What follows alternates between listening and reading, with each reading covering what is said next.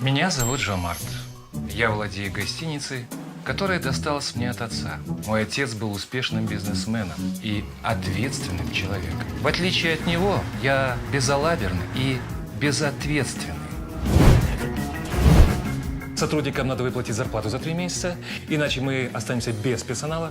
А во-вторых, от того, что нет постояльцев, мы почти банкроты. Я сегодня встречаюсь с инвестором. Как будет на английском? Это большая честь работать с вами. It's a great honor to work with you. It's a great honor. Вон фирк. What? Все уволились. Как? Мы уже 3 месяца не выплачивали зарплату персоналу. Когда я начинал работать в этой гостинице, я вообще зарплату не получал. Потому что это гостиница вашего отца.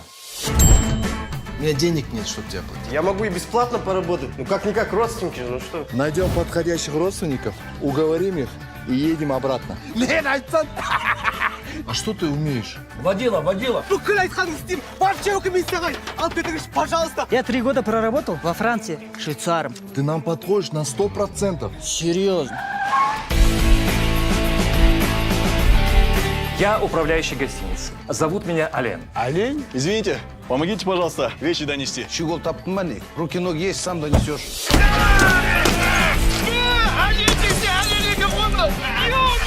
Ты мне обещал, что мы поедем на Мальдивы, а вместо этого мы поехали в Каскеле.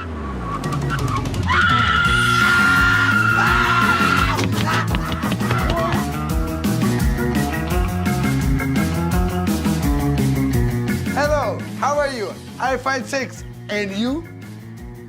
Excuse me. Я не слушаю казахстанских певцов. Они все такие безвкусные, у всех одинаковые прически, одни слова.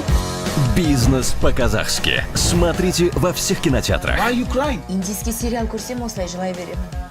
С 29 декабря.